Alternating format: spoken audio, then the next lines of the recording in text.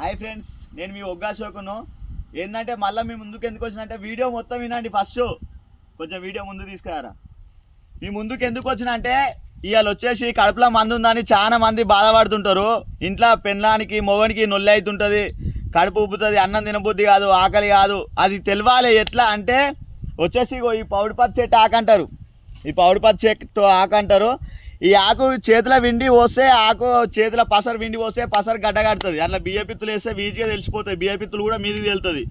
ఈ చెట్టు దానికి పని చేస్తుంది, పౌడిపత్తి చెట్టు.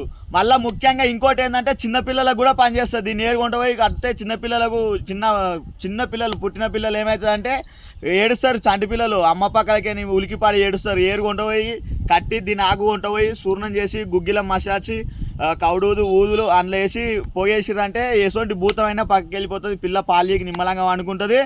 ఉపయోగించుకోండి ఫ్రెండ్స్, నేను చెప్తున్నా. ఇది కంపల్సరీ పనిచేస్తుంది. వీడియో నచ్చితే లైక్ చేయండి, షేర్ చేయండి.